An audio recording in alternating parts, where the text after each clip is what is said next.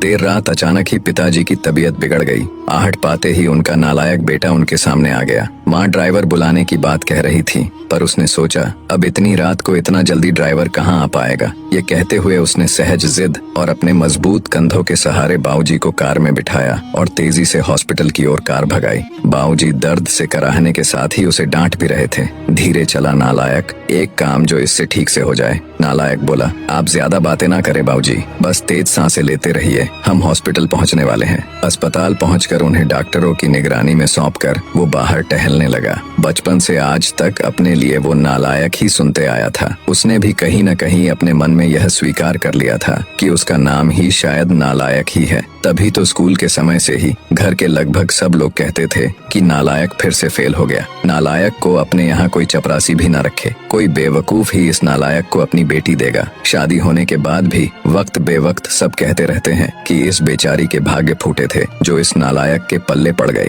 हाँ, बस एक माँ ही है जिसने उसके असल नाम को अब तक जीवित रखा है। पर आज अगर उसके बाबूजी को कुछ हो गया तो शायद वे भी। इस ख्याल के आते ही उसकी आंखें छलक गईं और वो उनके लिए हॉस्पिटल में बने एक मंदिर में प्रार्थना में डूब गया। प्रार्थना में शक्ति थी या समस्या मामूली। डॉक्टरों ने सुबह सुबह ही बाबूजी को घर जाने की अनुमति दे दी।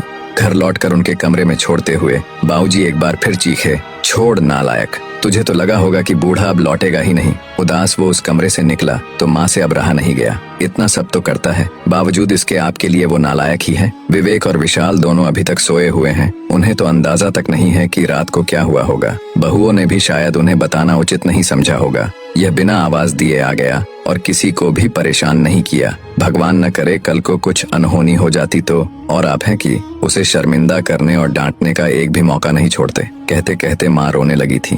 तभी बाबूजी बोले, गीता, तुम भी मेरी भावना नहीं समझ पाई, मेरे शब्द ही पकड़े ना। क्या तुझे भी यही लगता है कि इतना सब के होने बाद भी इसे बेटा कह के नहीं बुला पाने का, गले से नहीं लगा पाने का दुख तो मुझे नहीं है? क्या मेरा दिल पत्थर का है? हाँ गीता, सच कहूँ दुख तो मुझे भी होता ही है, पर उससे भी अधिक डर लगता है कि कहीं ये भी उनकी ही तरह लायक ना बन जाए। इसलिए मैं इसे इसकी पूर्णतः का एहसास इसे अपने जीते जी तो कभी नहीं होने दूंगा। माँ चौंक गई। ये क्या कह रहे हैं आप? हाँ गीता, यही सच है। अब तुम चाहो तो इसे मेरा स्वार्थी कह लो। कहते हुए अपनी नजरें नीची करके भावुक होकर अपने हाथ माँ की तरफ जोड़ दिए और माँ ने झट से अपनी हथेलियों में भर लिया। अरे अरे, ये आप क्या कर रहे हैं? मुझे क्यों पाप का भागी बना रहे हैं? मेरी ही गलती है। मैं आपको इतने वर्षों में भी पूरी तरह नहीं समझ पाई। और दूसरी ओर दरवाजे पर वह नालायक खड़ा खड़ा यह सारी बातचीत सुन रहा था। वो भी आंसुओं में तरबतर हो गया था। उसके मन में आया कि दौड़कर अपने बाबूजी के गले से लग जाए, पर ऐसा करते ही उसके बाबूजी झेप जाएंगे। ये सोचकर वो अपने कमरे की ओर दौड़ गया। कमरे तक पहुंचा भी नहीं था कि बाबूजी की आवाज कानों में पड़ी।